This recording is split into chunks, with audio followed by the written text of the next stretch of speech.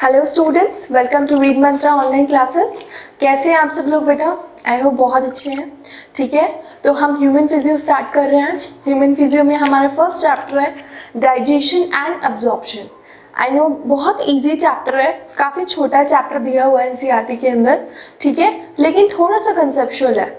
आपको पता होना चाहिए कि कौन सा ऑर्गन कहाँ पे है, कौन सा स्पिंक्टर कहाँ से है, कौन सा स्पिंक्टर किस चीज़ को कंट्रोल कर रहा है, कौन से एसिड्स कौन से लिनिंग कहाँ पर है, तो आपको ये सब पता होना चाहिए बच्चे। सबसे पहले हम वर्ड्स पे आते हैं, चैप्टर के नाम पे आते हैं कि डाइजेशन एंड अब्जॉर्प्शन का मतलब क्या है। ठीक है, डाइजेशन की सिंपली डेफिनेशन है the process of breakdown of biomacromolecule into simple absorbable forms. मतलब कि बायोमैक्रोमोलिक्यूल्स जो होते हैं, जितने भी टफ मटेरियल्स होते हैं या फिर कॉम्प्लेक्स मटेरियल्स होते हैं, उनको तोड़ना छोटी छोटी फॉर्म्स में कि वो सिंपली हमारी बॉडी में अब्जॉर्ब हो जाए। ठीक है, तो जैसे आपको पता है कि डाइजेशन क्यों ज़रूरी है। डाइजेशन इसलिए ज़रूरी है ताकि हमारी बॉडी में एनर्जी आ सके। उस एनर्जी से बहुत सारे प्रोसेस कैरी आउट होते हैं, चाहे आपका रेस्पिरेशन हो, एक्सक्रीशन हो। ठीक है, जितने भी फंक्शन होते हैं वो उसी एनर्जी से यूज होते हैं, इसीलिए डाइजेशन बहुत ही इंपॉर्टेंट है। और ह्यूमन फिजियो में हम सबसे पहले कौन सा चैप्टर पढ़ते हैं बेटा? डाइजेशन एंड अब्जॉर्प्शन, क्योंकि शुरुआत कहाँ से हो रही है? डाइजेशन से। ठीक है, आपको पता है कि आपके फूड में आपको सारे मटेरियल्स चाहिए होते हैं। आपको कार्बोहाइड्रेट भी चाहिए होता है, आपको प्रोटीन भी चाहिए होता है। ठीक है, आपको विटामिन भी चाहिए होते हैं, वाटर एंड मिनरल्स भी चाहिए होता है और फैट भी चाहिए होता है। तो इन सारे कॉम्प्लेक्स मटेरियल है, ये जो कॉम्प्लेक्स फॉर्म में प्रेजेंट होते हैं, इनको हमें सिंपल अब्जॉर्बल फॉर्म में लेके आना है। और वो प्रोसेस कौन करता है? हमारी बॉडी करती है, और बॉडी में एलिमेंट्री कैनाल करती है। उस प्रोसेस को कहते हैं डाइजेशन, एंड ये the process carried out by elementary canal and the related glands. Alimentary canal से रिलेटेड ग्लैंड्स क्या करती है बेटा? सब मिलकर के डाइजेशन को कैरिड आउट करती हैं। ठीक है, समझ में आ गया। फिर डाइजेशन के बाद क्या होता है बेटा? डाइजेशन के बाद आपका सेकेंडली क्या होता है? आपका एब्जॉर्प्शन होता है। एब्जॉर्प्शन क्या होता है बेटा? जब आपकी ब्लड वेसल्स में जो एब्जॉर्बल फॉर्म है, जो टूट चुका है खाना, बहुत ही सिंपल फॉर्म में आप उसको एब्जॉर्ब किया जाता है। आपको पता है कि स्मॉल इंटेस्टाइन का सबसे बड़ा रोल होता है खाने के एब्जॉर्प्शन में, और वो खाना डायरेक्टली कहाँ जाता है? हमारे ब्लड वेसल्स में जाता है, ताकि हमारी बॉडी में जहाँ भी जिस चीज़ की डेफिशिएंसी है उस चीज़ को कंपनसेट कर सके। ठीक है, आई होप आपको ये समझ में आया है कि डाइजेशन क्या होता है और एब्जॉर्प्शन क्या होता है। मैं आपको एक बार और समझा देती हूँ। The process of breakdown of biomacromolecule into simple absorbable forms called the digestion। समझ में आ गया बच्चों? चलो बहुत बढ़िया बच्चों। जब next human physiology chapter start कर रहे हैं तो स्टार्टिंग में हमें एक इंट्रोडक्टरी पार्ट दिया हुआ है। वो इंट्रोडक्टरी पार्ट किसी के बारे में बताता है। वो कौन है साइंटिस्ट? उन साइंटिस्ट का नाम है हमारा अल्फोंसो कॉर्टे। क्या नाम है बेटा? ध्यान से देखिए, अल्फोंसो कॉर्टे। अल्फोंसो कॉर्टे का जन्म कब हुआ बेटा? उनका बर्थ हुआ 1822 में और उनकी डेथ हुई थी 1888 में। तो अब एनसीईआरटी ने अपने इंट्रोडक्टरी पार्ट पे अल्फोंसो कॉर्टे का नाम क्यों दिया है? इंपॉर्टेंट है बच्चों। आप लोग सब इसको अनयूजफुल समझ के स्किप कर देते हो, ऐसे नहीं करना है। आपको सारे इंट्रोडक्टरी पार्ट को पढ़ना है। ठीक है, कुछ भी स्किप नहीं करना है। लास्ट में कुछ इंपॉर्टेंट इन्फॉर्मेशन दी गई है, वो भी आपको पढ़ना है। ठीक है बेटा, चलो। तो अल्फोंसो कॉर्टे जब स्टार्टिंग में काम कर रहे थे, वो रेप्टाइल्स के कार्डियोवास्कुलर सिस्टम पे काम कर रहे थे। ठीक है, लेकिन कुछ टाइम बाद उनकी अटेंशन कहाँ गई?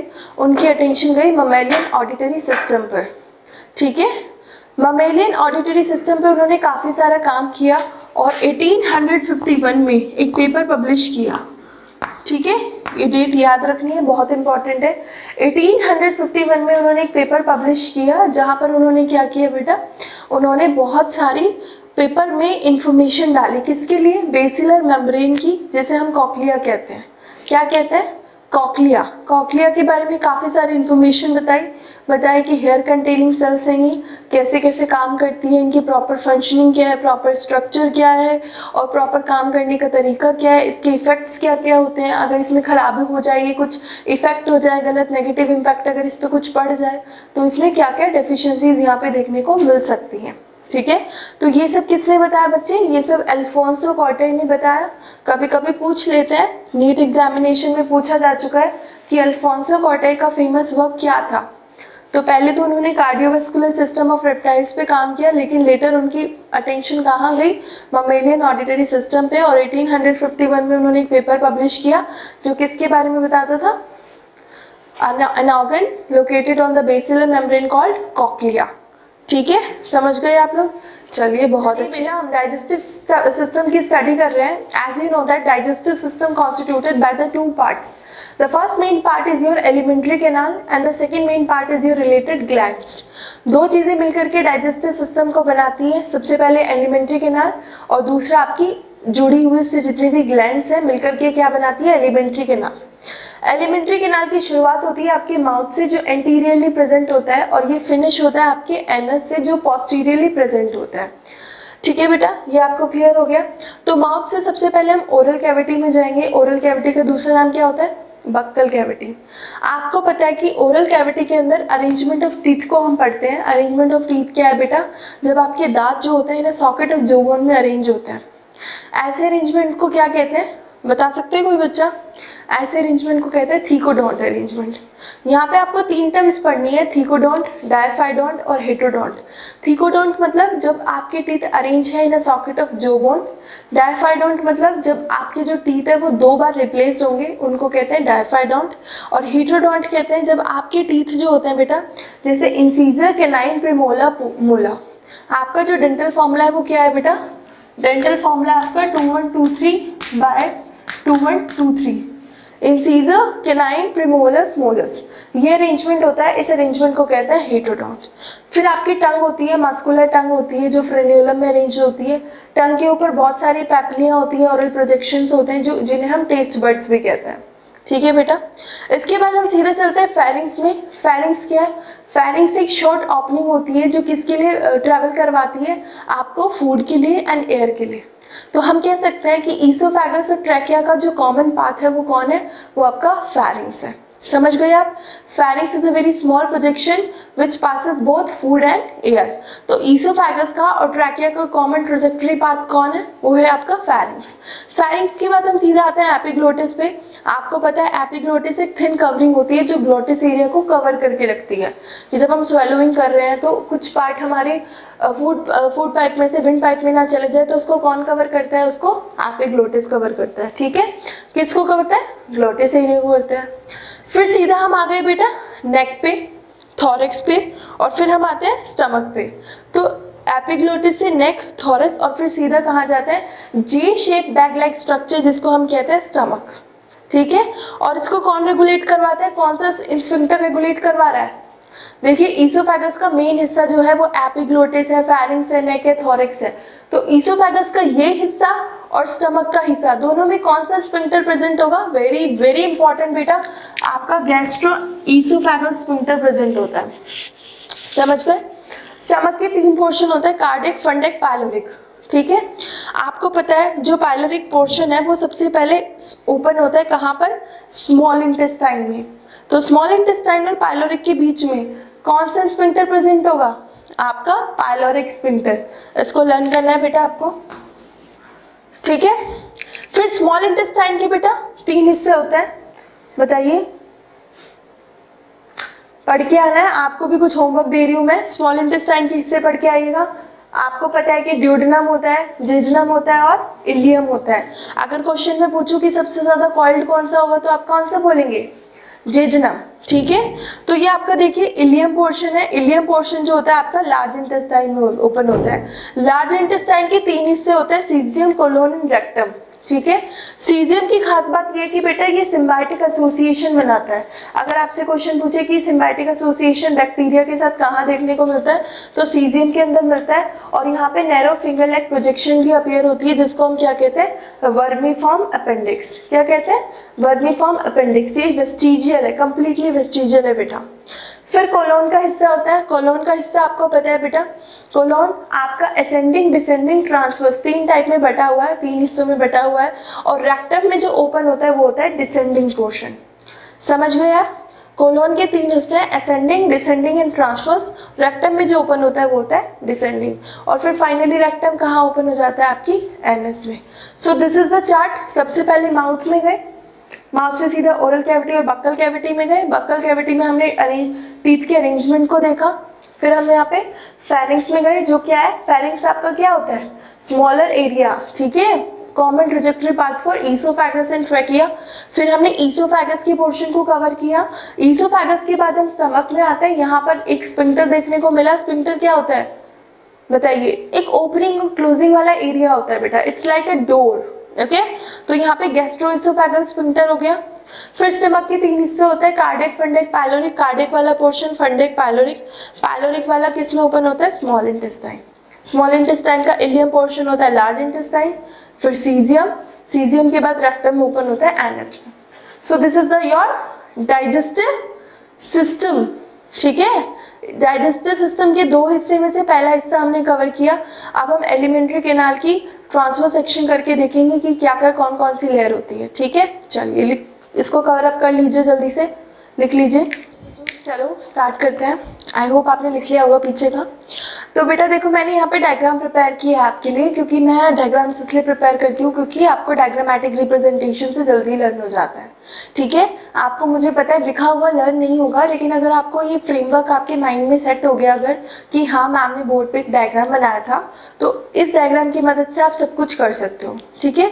And this is very important. क्या है ये, कोई बता सकता है क्या ये, क्या बलून है?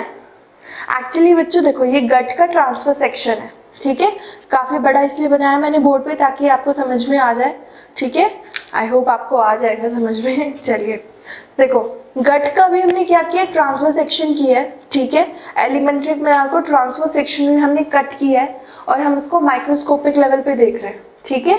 हमने माइक्रोस्कोपिक लेवल पे सबसे पहले क्या देखा, सबसे बाहर की जो लेयर है बेटा, this one, this is the layer. ये जो बाहर की जो लेयर है ये कौन सी है, सरोसा। कौन सी है, सरोसा। This is the outer most layer, ठीक है, सबसे बाहर की लेयर है। And it is made up of thin epithelium, ठीक है। ये बहुत ही पतली एपिथेलियम से बनी होती है, जैसे विस्ट्रल ऑर्गन की एपिथेलियम होती है ना, उसी एपिथेलियम से बनी होती है। तो first layer is your serosa. अगर कोई क्वेश्चन पूछे कि आउटर मोस्ट लेयर कौन सी है, आपको बतानी है serosa. Serosa is the outer most layer made up of thin mesothelium epithelium of the विस्ट्रल organs. Cover हो गया। नेक्स्ट लेयर होती है बेटा, मैं लिख देती हूँ, फर्स्ट लेयर जो हमने पढ़ी है। सेकेंड लेयर है बेटा मस्कुलरिस। कौन सी लेयर है, मस्कुलरिस। अब देखिए, ये वाली जो अंदर की लेयर है ये भी मस्कुलरिस है और ये भी मस्कुलरिस है, ठीक है। ये आपकी बनी हुई है inner circular outer longitudinal layer से। देखो, muscularis layer is the second layer and it is made up of smooth muscles. It is made up of 2 type of muscles. The innermost layer is made up of inner circular muscles and outermost layer is made up of outer longitudinal muscles. Cover हो गया, आपको पता चल गया, ठीक है। फिर बेटा यहाँ पे भी बहुत ज्यादा हमें नर्व्स देखने को मिलती है, नर्व एंडिंग देखने को मिलती है, नेटवर्क कनेक्शन देखने को मिलता है। बस आपको याद रखना है इनर सर्कुलर आउटर लॉन्गिट्यूडनल। फिर तीसरी लेयर है बेटा आपकी सबम्यूकोसा। कौन सी लेयर है, सबम्यूकोसा। यहाँ पे आपको एक्सट्रीम नर्व्स, ब्लड और लिम्फ कनेक्शंस देखने को मिलते हैं। ड्यूडेनम के अंदर भी ये लेयर होती है सबम्यूकोसा, ठीक है। आपको याद रखना है कि नर्व्स, ब्लड और लिम्फ नेटवर्क्स आपको सबसे ज्यादा कहाँ देखने को मिलते हैं, सबम्यूकोसा में। बेटा फिर इनर लेयर है जो है, ये है म्यूकोसा। कौन सी है, mucosa. Mucosa is the innermost layer and it is also from glands in the stomach area. ये सबसे अंदर की लेयर होती है और क्या बनाती है, ग्लैंड एरिया बनाती है, ठीक है, इन द स्टमक पोर्शन। बहुत अच्छे, कवर हो गया। आपको पता है बेटा म्यूकोसा के अंदर बहुत सारी विलाई भी प्रेजेंट होती है, ठीक है। विलाई आपको पता है ना क्या होती है, ब्रश बॉर्डर अपीयरेंस देती है। जो विलाई के अंदर माइक्रो विलाई होती है, यहाँ पे क्रिप्स ऑफ लिम्बरकुन भी होते हैं और ये सब मिलके क्या करते हैं, डाइजेशन के सरफेस एरिया को बढ़ा देते हैं। ये आपके स्टमक में, इंटेस्टाइन में आपको हर जगह देखने को मिलेगी, क्योंकि डाइजेशन के सरफेस एरिया को बढ़ाना है तो वो कौन हेल्प करते हैं, विलाई एंड माइक्रोविलाई, ठीक है। And basis and in between are present crypts of Lieberkuhn. Next अंदर की क्या है, ये है ल्यूमेन। ल्यूमन क्या होता है बेटा? कैविटी। तो ये चारों लेयर जो होती है मॉडिफिकेशन शो कर रही है, ये चारों लेयर कॉन्स्टिट्यूट करती है गट एरिया को और बताती है कि कहाँ कौन सी लेयर में क्या होता है। Serosa, muscularis, submucosa, mucosa. Important line लिख चुकी हूँ। Outer most layer serosa made up of thin mesothelium or you can say epithelium of visceral organs. Next layer muscularis, it is made up of inner circular and outer longitudinal muscle. Inner side submucosa, it having nerves, blood and lymph connections. And the innermost layer is the mucosa. Mucosa also form gland in the stomach area. And the inside portion is your cavity which we also call lumen. Confirm हो गया? Cover up कर लीजिए बेटा, इसको लिख लीजिए बहुत अच्छे से।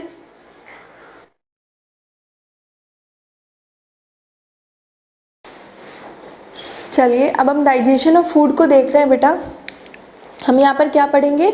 डाइजेस्टिव ग्लैंड्स के बारे में पढ़ेंगे, ठीक है। तो there are 3 type of digestive glands present in the elementary canal. First one is your salivary glands. As you know that salivary glands कौन सबसे लार्जेस्ट ग्लैंड होती है बेटा? ठीक है, नहीं, लिवर सबसे लार्जेस्ट होती है। मैं आपको क्रॉस चेक करती रहती हूँ बेटा, ठीक है। आप ऐसे ही यहाँ पर अपना फोकस बनाए रखिए, ठीक है।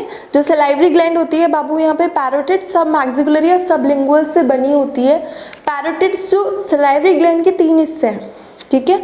यहाँ पर सबसे पहला हिस्सा जो रोल प्ले कर रहा है वो है पैरोटिड्स, जो कहाँ पर प्रेजेंट होता है? आपके चीक्स में प्रेजेंट होता है।